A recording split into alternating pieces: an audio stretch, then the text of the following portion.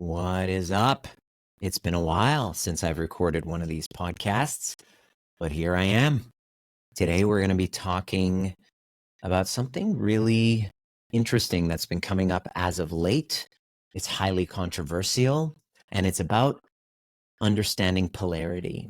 Why polarity should matter to you, and what would be the cost if we don't start to have the conversation at least.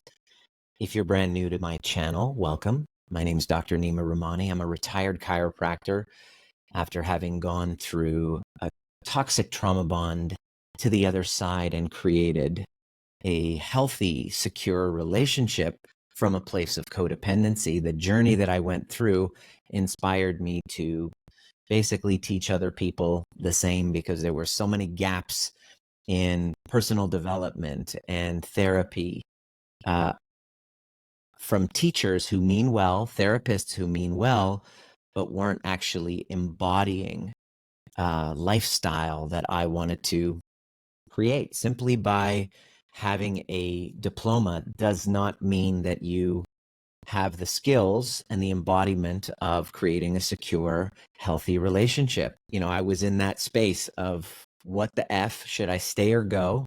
And I found the right guides plural, and integrated a whole bunch of healing work to what I already had on my plate, what I already had in my toolbox, and did what I thought I would never do, which is to have a healthy, secure relationship from a trauma bonded, codependent state. So it just so happens it wasn't part of the plan, but this is now what I help facilitate in other people. And I'm the founder of the Cycle Breakers Academy that really helps people break cycles of intergenerational trauma by learning how to become trigger proof, by mastering the self, by learning nervous system regulation. So I have upcoming announcement that I'm going to tell you about just in a little bit, but I really wanted to talk about this concept of polarity. Why it's so controversial, like what the F? And so to really get into it, I have to start by going back and sharing that I thought that the holy grail was to create a secure relationship. After the kind of relationship that I was in before, I thought, you know what, I don't want to die not having experienced healthy, safe, secure love, where not only I was more of the avoidant type of attachment, more of a dismissive avoidant, because I would get into relationships and as soon as things got real, I would look for excuses, look for ways that, oh, this person's not the right one.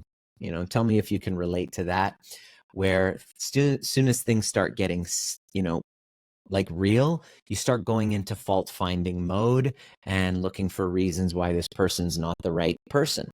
And, it was a huge journey. I wouldn't be in the relationship that I'm in now had I not gone through that journey. But as a dismissive kind of avoidant, I was never worried about finding somebody. My concern wasn't, oh my gosh, are they going to love me, like the anxious, preoccupied type of attachment. Mine was more, am I going to really want to be in this? I had the fear of commitment. And then many men actually struggle with this a lot. So it seems like I wasn't alone. It's good to know that I wasn't alone. So if you can relate to what I'm saying, just know that I see you. And if you were listening to this and your partner or you're dating guys like me, just know that I see you as well. And this conversation is for you as well. What happens though is people who are teaching, people who are coaching and teaching about relationships and polarity, I realize that if they're not living embodied from a place where they themselves have a relationship where there is magnetism, then I'm not paying attention, then I'm not listening.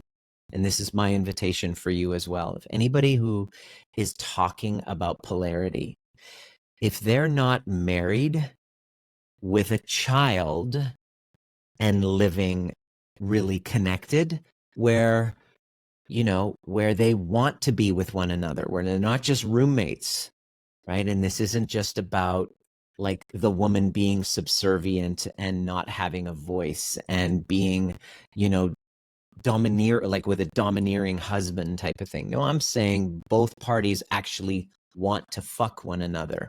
You know what I mean? It's like, okay, so you have a 7-figure business. Does your wife still want to fuck you? You know, congratulations, you're a 7-figure boss babe. Great. Do you have a man that really wants to provide and protect you? Right? Or are you repelling masculine men and constantly finding yourself in situations where you are like having to mother the man, or they're weak ass men that just don't want to step up and they're really attracted to the fact that you can wipe their ass and take care of them, right?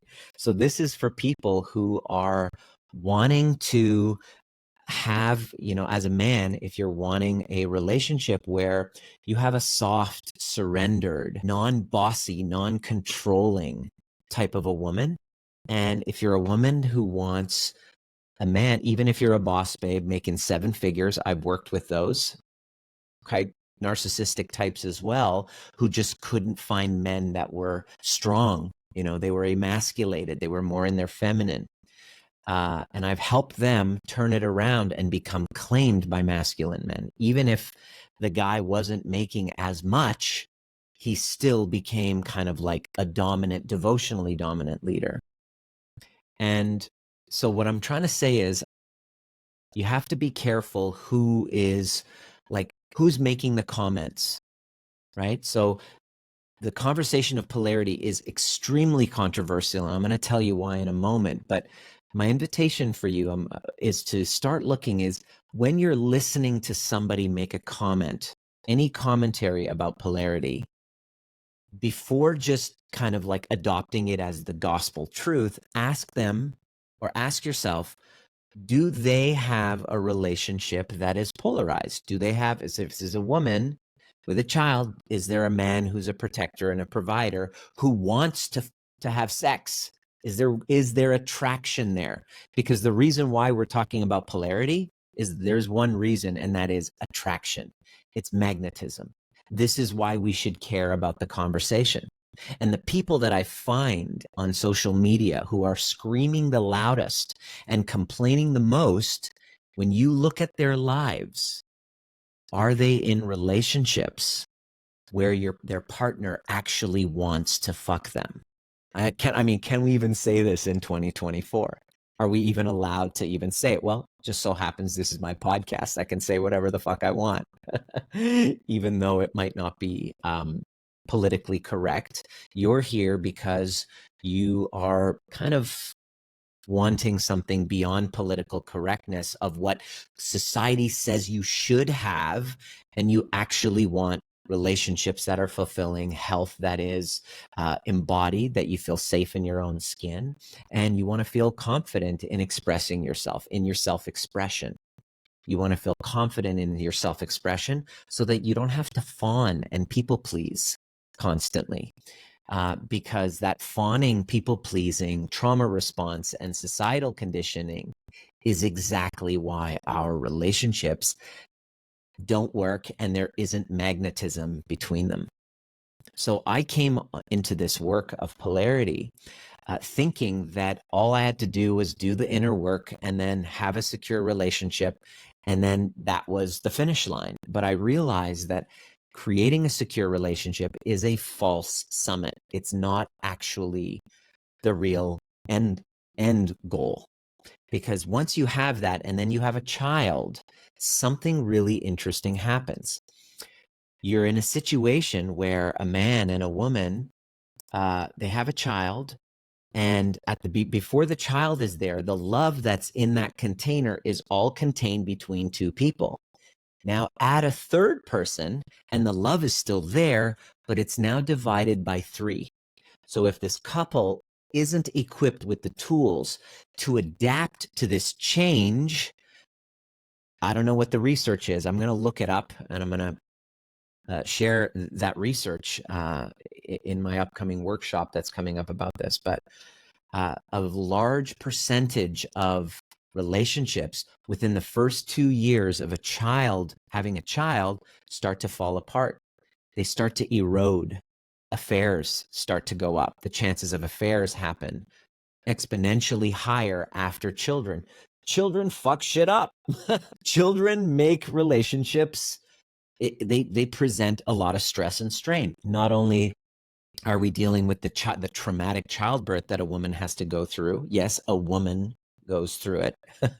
You're listening because you believe.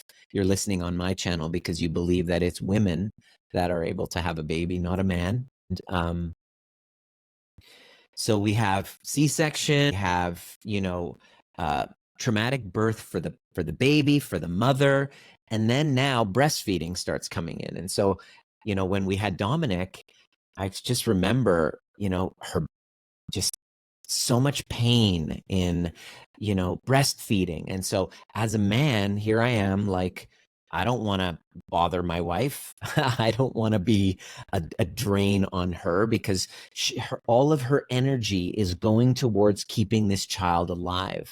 And what happens with men, especially if you're a man with an abandonment wound, all of these abandonment wounds are going to get activated after a child is born. This is nature. It's not because these men are bad. It's because this is natural. This is what happens. And a woman's wounding comes up after childhood, especially if she's had complex trauma in her past. When she was a baby, all of these memories, it is a radical change in the culture of a family system, right? All the love that was there is now divided by 3. So if we're not careful, luckily I had done my inner work and I had practiced. I was well versed in how to self-regulate and how to self-validate. And I was prepared, the breaking free from the trauma bond instilled in me an education of how to respond, how to become trigger proof when these woundings would get activated, how to notice them, how to resource them, and then how to communicate them. And there were some painful conversations with my wife and I. We're human beings and we have needs. We have these instinctual needs. And it's important for us to not gaslight them and to feel that they're wrong or bad. We're wrong or bad. But I can recall, my wife not having slept, waking up in the middle of the night. God bless her. She's an amazing human being. And we had both decided that she was gonna, I'm, the provider, the breadwinner. So me getting that sleep and taking care of people going through their traumatic experiences and healing their trauma bonds, I had to be fully resourced. So she volunteered herself to wake up and take care of Dominic so that he never had to cry through the middle of the night. The cry it out method, we knew that wasn't going to be helpful. Creates traumatic response for the child. So we really wanted to become attachment, parents. We wanted to do attachment parenting. And the more she would attach with Dominic, the less attachment that I would be getting. So that's the first kind of challenge that we have in relational dynamics that screw up relationships after children are born, right? And God bless them. We love our kids, and there's a strain on a relationship that happens that if we're not equipped with, we're not prepared for, problems can happen. And if we don't bring them to the surface and have the conversations because we don't want to rock the boat or whatever, then we become vulnerable to infidelity, right? The clients in our Cycle Breakers Academy, I always ask them, so when did things go wrong? Well, I was exhausted after my second child. Boom, that's when the infidelity happens, right? Not that it's her fault, but isn't it wise for us to talk about it so we don't go down the road and set up the perfect storm for relational dynamics that go awry, right? The should I stay or go, we got to go back and find the runway that created that situation.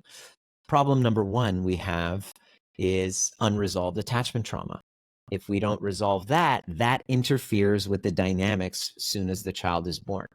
Then the second thing is though if 2 people are not getting their needs met, a woman is not getting her emotional needs met, especially after having a child, she goes into mama bear mode like that and now goes into Mama bear mode you think is feminine, but it's actually more of the protection, masculine energy, because the energy goes 100% into keeping this child alive, and it should. But the problem is, and speaking to so many couples that we work with that reach out that are stuck in these dynamics, they will say that after we were great and then the kids were born and then things went sour. And here's why, is because when a woman has a child, she goes into mama bear mode, then naturally that leans into leadership and masculine energy. Even though we think moms are feminine, keeping a child alive and being the protector, the mama bear, is very masculine energy. It's leadership, it's directives. And slowly, with these directives that my wife was giving me, do this, do this, do this, I would get irritated. There was an irritation that would start to bubble to the surface, but my kind, nice guy type of scenario that, you know, I'm the protector, I'm the provider, was to gaslight that irritation. That irritation is actually the masculine instinct, the leader, the boss, not liking to be told what to do. Because here's the thing, the masculine actually has a drive to provide and protect. We are providers. You tell, it's like, if you don't know what I'm talking about, just try telling a man what the problem is and he's going to come up with a solution. He wants to solve it. And then as a woman, you might be thinking like, I don't want you to solve it. You know, there's a famous video. It's called "It's Not About the Nail," right? It's this woman with this nail in her forehead. It's hilarious. It's on YouTube. Check it out. And she's like, I just have this terrible headache and it's right here. And he's like, you have a nail. Let's just take the nail out. And she's like, it's not about the nail. She just wants to be validated and seen and understood. And the man is like, let's fix it. Us men, we are natural problem solvers. We want to be the hero. But when it's delivered, when the communication is delivered in a directive, telling us what to do, it activates my mother instinct. Not my mother instinct, that I'm being mothered. So we hear quite a bit from women saying, God, I just feel like I'm his mother. And then what happens is they enter our programs and we start training and they start seeing how their communication is in masculine leading. And they're like, holy shit, I'm partially responsible for emasculating him. Because what happens is when my wife will tell me what to do, go get the groceries, go get that from the from the trunk of the car. And when a woman is barking orders, a true masculine instinct does not like that. That's very irritating. If I suppress that irritation and I just kind of suppress it because it's the right thing to do, and I'm trying to be supportive, part of me feels disconnected. A part of me, it kills the devotion because I feel like, ask any man, he hates being told what to do, right? The leader does not enjoy that, right? And so it does not inspire devotion. What'll happen is one of two things. I'll either say, F you, get the heck away, don't tell me what to do, which doesn't help either of you. Or the other thing that's most commonly, yes, dear, I'll do what you say. And what happens is the feminine instinct within her all of a sudden starts to shut down respect. It's a small gain for the woman, but long-term loss. And this is where the woman over periods of time will say, I don't respect him. Because a woman in her feminine instinct can't really respect a man who follows her orders. Deep down in her feminine, underneath all of that masculine wounding, she does not feel safe in a man that she can boss around. And he feels about it. Ick. It gives him the ick. So what I noticed was that after about 6 months, 7 months, a year into having Dominic, we were not having any sex. And it wasn't because she was tired or whatever. That could be an excuse, but it was because, and here's the thing, it was because I didn't want to. Soon, and our relationship was great We love one another. We were all in. We were deeply committed. We are still deeply committed to making sure that this relationship is long lasting. But I did not want to fuck my wife. And that started to become like we weren't having sex. And that wasn't the red flag. The red flag was I didn't even want to. And that was when I woke up and said, okay, I know that our relationship is now at risk. Why? Because I'm a human being with needs. And if I'm not getting those needs met, and neither is she, and I work with amazing women, I work with people out there, I'm a social person, I'm not unbreakable. I have this shadow whose ex-girlfriend was a stripper and a sex worker for a reason, because I was addicted to the sex and the secrecy and the the sexual adventure about it. So that part of me that I had to tame, I felt like I was taming it, is part of my life force energy, that if I tame it and I put it aside, understanding about how the human behavior and how shadows are and how I'm just a human, just like anyone else, I knew that our marriage was going to be at risk if I didn't do something dramatic. And that's when I started to study books, podcasts, whatever, and started to get help with polarity and understanding polarity. And as I started learning it, I was blown away by how controversial it was. People lose their shit over polarity. Polarity, as it seems, is quite polarizing. It's called polarity. And so what I observed is that polarity is very polarizing because deep down inside, we want magnetism. We want attraction with the opposite sex. It's instinctual. It's why you're here.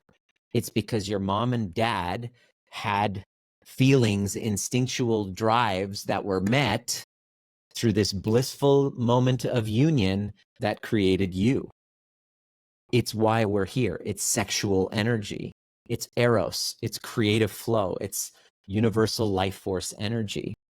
But what happens is, because of the advent of feminism, which started off as an amazing concept of equality of the sexes, we've now gotten into the third and fourth wave of feminism, where it's now become like a cult, where the women have now, because of it's kind of like a victimhood movement of anger and bitterness, and now it's turned to misandry.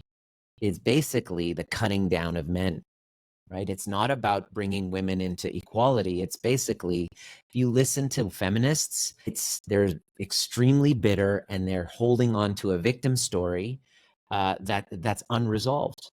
And on the flip side of it, men have our version of it too. After I left my last relationship, I kind of fell into it. It was the red pill, which are men who, I had already been divorced, and then this relationship happened. So I was just like a victim to women, right? So there's misogyny on one side, which is a prejudice, disrespectful prejudice against women. And now feminists basically, and misandrists, it's almost like you can't tell the difference. Misandry is the same thing as misogyny, but for men. So this is what's happened. And now we've come to a culture where feminism, the rise of feminism, it's now, the pendulum has swung and it's now anti-men, right? Like hating on men. So women are now shamed for wanting traditional, instinctual desires of raising a family, of having kids, of staying at home with the kids, right? It's basically like, feminism is kind of teaching us we got to be like men. We can do it. It's that, what's her name? Rosie the Riveter. Those pictures of that woman, Rosie the Riveter, we can do it, right? It's like, Gloria Steinem basically said, something about, a woman needs a man like a fish needs a bicycle, something to that effect. So we're this I've been studying Kelly Brogan's work, a psychiatrist who left the dark side and has now gone through 2 divorces. And now she's like completely disillusioned. And she's like, feminism I've been fed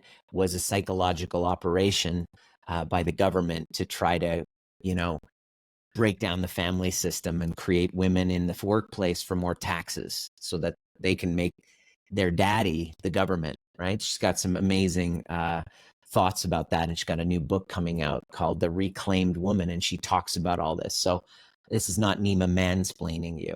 This is actually coming from women who are now realizing it. And there's a disillusionment, is that women have been conditioned to think that we don't need a man, right? And it's like this is why that's so controversial.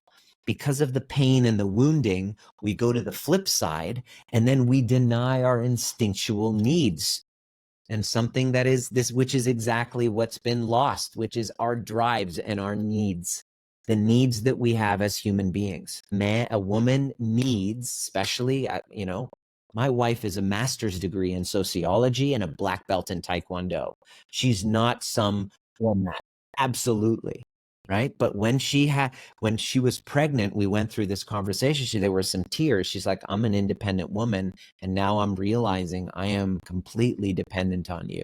And that's terrifying for a woman in the patriarchy, right? In the patriarchy, especially being raised with a single mother, right? Where if you were raised with a single mother, if you were raised with a woman who's a feminist, then you've been conditioned to think that we shouldn't need a man. So instinctually, women need men.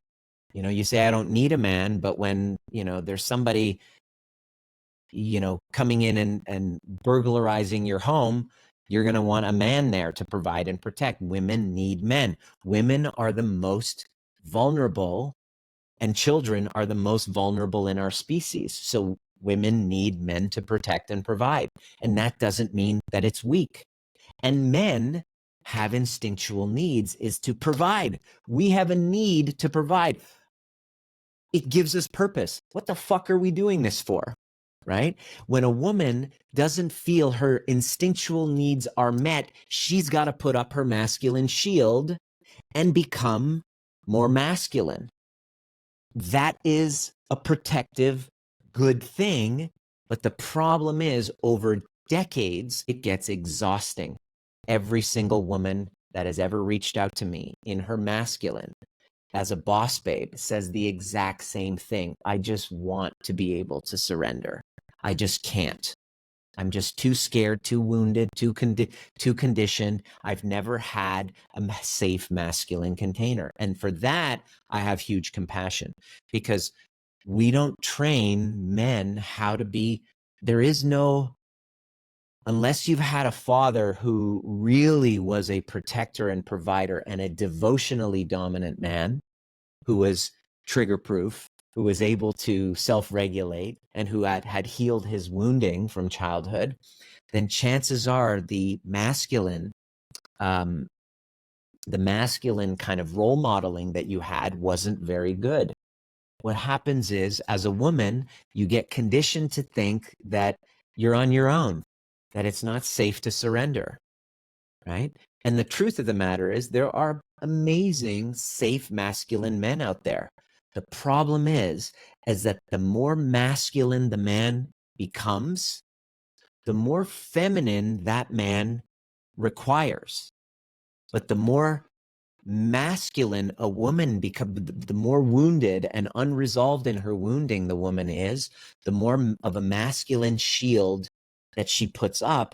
The problem is that she's going to require a more masculine man to be able to hold space for her. But the problem, again, it's a catch-22, because those men want nothing to do with invulnerable, alled up, feminist, victim-y, blamey, judgy, entitled women. We look at that and we're like, this is why I was like blown away when I met Diana. This was why it was a fuck yes for me, because my previous relationships were all with masculinized women who started off in their feminine, but as soon as the attachment wounds came in, there was a depolarization. That's what happens in a trauma bond. It starts off really hot and heavy, right? The man is pursuing, love bombing, whatever, claiming, and then the woman surrenders. And now we have a great polarity, right? But I call that unconscious polarity. It's just a mask. And what I was wanting was a mother because I hadn't healed my attachment wounds. And what those women, specifically my ex, who was deep in her masculine, she was actually the masculine in a gay relationship with another woman. She was the man, the provider, the protector. And by the way, when I met her, she was sick. She was exhausted. She was highly traumatized, like physically sick. Her health was because a woman who's deep in her masculine is very exhausted and unhealthy and frustrated and bitter and tired. And deep down, all she wants is to surrender and be taken care of. The problem is those men who are like that want nothing to do with women like that. And when I met Diana, someone who has a story with traumatic past with men, she was the opposite. She was soft. She was feminine. And so it made it an easy choice for me to go, boom, I'm going to put a ring on it. So all of this to say, it's controversial because of wounding, because of societal conditioning. And I'm talking to you to kind of cater to go beneath the surface of your wounding and your conditioning, and let's go into the instincts. In this community, if you're listening, let's consider this a community. In my community, you have a right to your instinctual desires. If you're a man, your instinctual desire is to be a provider and a protector, to have a woman be open and receptive to your provision. And if you're a woman, you have the instinctual desire, and you have a right to it, to not have to think of everything, to be led in a relationship, to have a man who's devotional, who can hold space for your emotions rather than be a victim to your emotions. You have a right to that. But with that right also comes a responsibility. And this is where the blind spot is with most people who hate polarity, specifically hyper-masculinized women and ultra-feminized men who have broken polarity. These are the two camps who have the biggest controversy against it. And let me give you an example. There was a post on this, and somebody was asking about polarity. What's your take on polarity? So there's this woman who's a counselor. She answered this, and I cut it and pasted it. And so I'm going to read it to you. She says, I feel like all this obsession with masculinity and femininity is leading down a really toxic path where people are misrepresenting the whole concept in order to oppress women further. Okay, interesting. It's a backlash to new waves of feminism and female empowerment. Yeah, because let's all agree that it's gone a little bit to the deep end.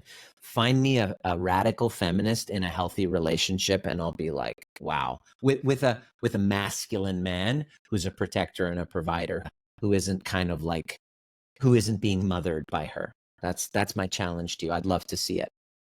It's spreading a 1950s message that women are meant to be docile, submissive, and servile to men, when in reality, I believe at the healthy and conscious core of all this feminine and masculine messaging is the opposite. So it's not healthy to say that. The conscious reality is that we are all more free when we're allowed to embody masculine and feminine traits and characteristics without shame.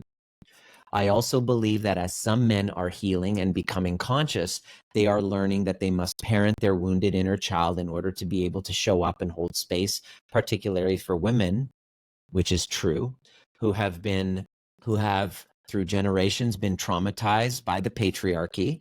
Let's say that that's true as well, as grounded, safe witnesses and containers for our understandable pain and fear. Okay, so there's a slight tinge of still kind of like in that victimhood shadow that's there. So it's kind of like a justification is that, oh, the patriarchy. So there's kind of like an entitlement there, if you can hear.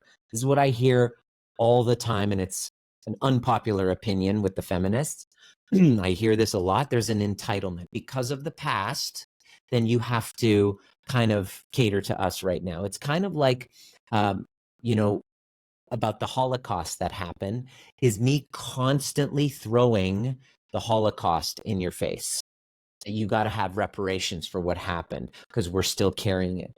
While it's important for you to have compassion towards what happened in the past, and as well to what happened with the natives in the schools and the reservation schools, that we using that to constantly throw it in the future is promoting an ongoing victim story that keeps us stuck in the narrative. And it's not helpful for the long term. To acknowledge it is the first step, but to constantly be using that as a reason for, I'm just going to be exactly however the fuck I want to be. And because of the patriarchy, you got to sit the fuck down and shut the fuck up. And I can behave however way I want because it's understandable. Red flag of entitlement. Red flag of entitlement. Kind of, this borderlines is kind of narcissism when we feel that entitlement. Spreading a message of accountability and responsibility. And oftentimes, with people stuck in victimhood, the word accountability is akin to victim blaming. That's not what I'm saying right now. Okay, so let me go on further. So I also believe that as some men are healing and becoming conscious, they are learning that they must parent their wounded inner child, true, in order to be able to show up and hold space, particularly for women who have through generations been traumatized by the patriarchy, as grounded, safe witnesses and containers for our understandable pain and fear. Okay, cool. I believe women are exhausted from parenting their male partners. Yes, that is true. I agree. Mothering them. Yes, that's true. I agree. We need the men to parent themselves, heal themselves, and then show up in relationship with us as equal partners. Here's the thing. Equal partners means calling out disrespectful and unconsciously disrespectful behavior that is crossing a boundary, but doing it in a loving way, right? A lot of women are like, I want a masculine man, but the truth of the point is, masculine men will call out disrespect and not tolerate. Masculine men are boundaried and will be able to say no, which might activate you when you're deep in your masculine as a woman, right? Feminized men who've emasculated don't set those boundaries. And that feels safe. That's the nice guy who feels safe, but a woman's feminine instinct will not be happy long-term with that, right? We need men to parent themselves, heal themselves. Yes, that's true. Men definitely do need that. I agree. And then show up in relationship with us as equal partners. They also need to learn that they are of value, whether or not they are being sexually desired and sexually pursued by women. Okay, that's true.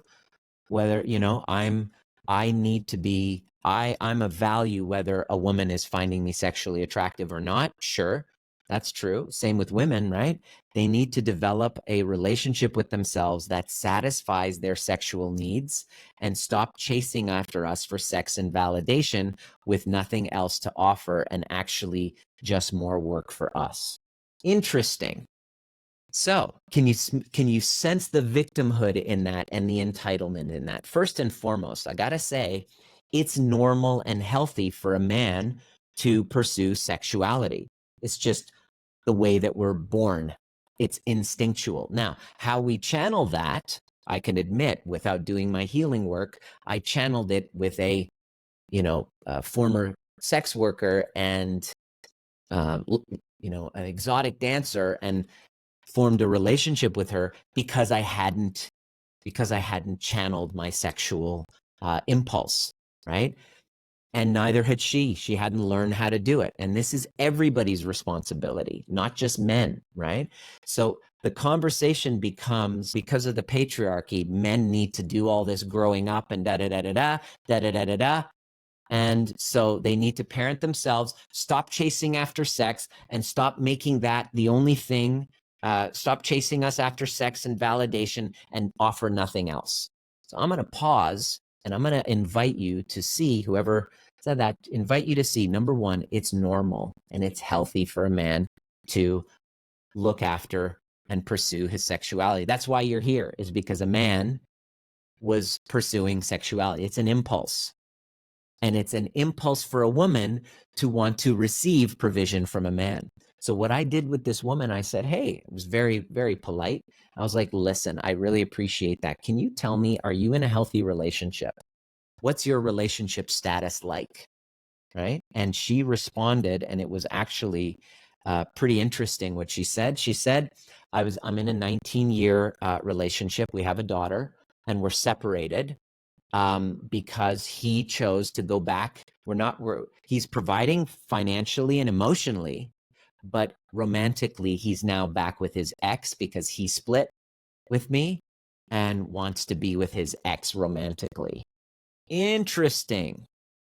Isn't it interesting how I kind of knew that? Just from the tone of the message, I can feel the bitterness and the entitlement. And here's the problem with that. We can sit here and talk about societal shoulds that should be happening. But the truth of the matter is, her man wanted nothing to do with her sexually. Why? Because there was a lack of polarity. And he found that polarity with his old romantic partner because she was more submissive. And submissive is not a dirty word. Submissive by conscious submission, not because of a doormat and weak. That's the problem, is that we see dominance as oppressive, whereas we see it as commanding and leading. And submission, we see as like fawning and weak, when how about it be a powerful choice that's done actively? Like if you're religious and you submit to God, are you a doormat to God, or do you do it like spiritually as a very powerful action? That's the submission I'm talking about. I'm talking about conscious polarity. I'm talking about integrated polarity. So my wife and I, when we started noticing this erosion of our attraction to one another, I made a commitment. I said, babe, I had a little talk with her. I said, babe, here's what's going to happen. We're not having good sex. We're not having enough of it. And I'm not blaming you. I'm blaming whatever conditioning is going on in our society. We deserve to have good attraction. We deserve to have good sex. We are safe with one another. So I'm going to become a more dominant leader in this relationship, which means helping you with the way that you're communicating with me so that I can help you tweak it in a way, instead of barking orders at me, you're expressing vulnerably what your needs are, which actually version 1 causes me to shut down instinctively, and version 2, where you're expressing your needs vulnerably, causes the masculine to rise. Why? Because I don't want to be like that woman 20 years into our marriage and we are not having sex and me fantasizing about former partners because you are not meeting my needs and I'm not meeting yours. This is conscious polarity. Dominance is not a dirty word. Submission is not a dirty word. I agree that the conditioning and the society and the wounding collectively in our shadows has contributed to that, but it doesn't have to be that way. And since I started working on that, shifting my energy, my frequency, the nuances of polarity, and my willingness to lead my woman, she, being a master's degree in sociology and a black belt in Taekwondo, willingly now submits to me, not because she's a doormat, but enthusiastically because she trusts me. I'm the father of her child. I am devotional. I have proven the fact that I am all in, and the fact that I'm leading her into this is not because I want to put her in a box and minimize her, but because I don't want to be 20 years down the road and lose my attraction to one another, lose our attraction to one another. And I know that the only way to keep it is polarity. And I know that it's a dirty word these days for many people. And those of us who are the most triggered by this word are the ones that need it the most. That's my invitation for you, is to see if this word actually triggers you and you want to say fuck you to me just from what I'm sharing with you. My invitation for you is to really look deep and ask why. And I'm willing to bet you is because you have wounding. There's a part of you that deeply wants it. How do I know? Well, why do you think 50 Shades of Grey was like porn and it sold 95 whatever million copies? Because it's in the cultural, it's in the instinct. Deep down, we want it. A man to take charge, to say, I'm the boss, here's how it's going to be done, and I'm going to make choices based on your best interest, the we, the collective. That's my new version of what patriarchy is. It's a loving, devotional man who really cares as a leader to hold space and the well-being of everyone.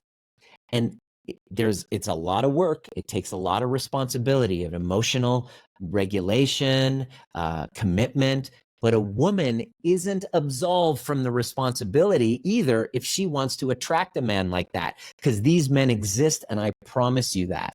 I guarantee you, they just, in North America, it doesn't exist.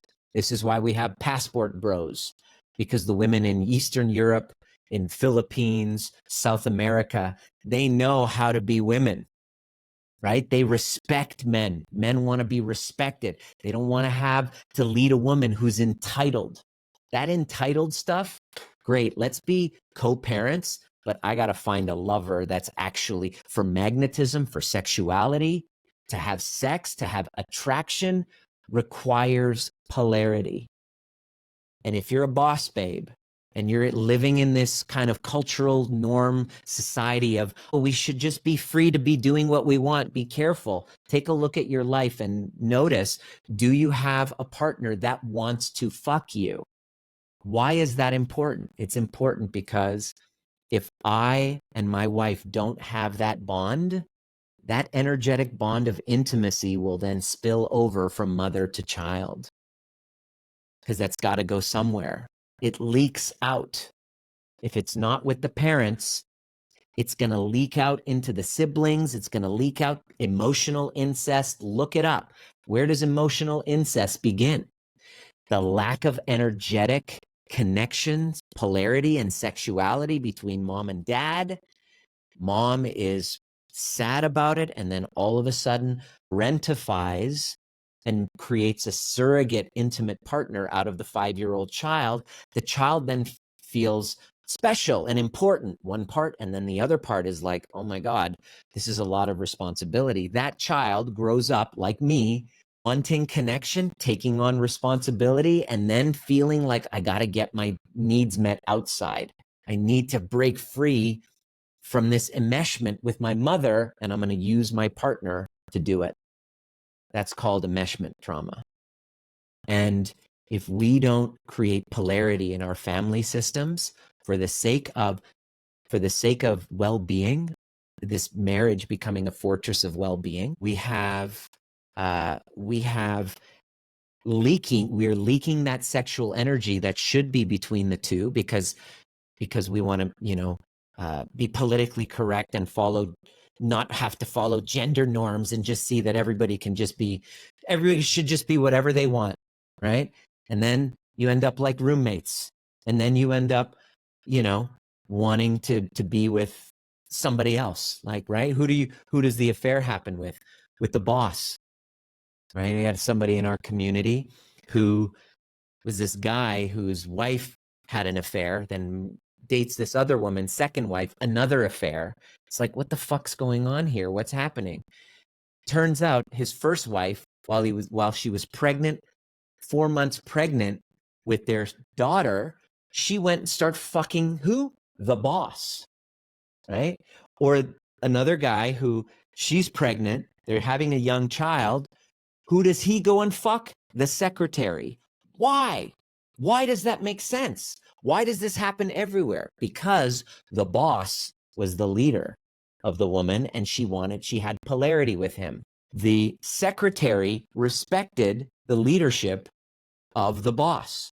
These boss kind of dynamics that people are having affairs with, why can't we create what I call integrated conscious polarity within a safe relational dynamic, rather than trying to create these cultural, politically correct, we should be able to do whatever.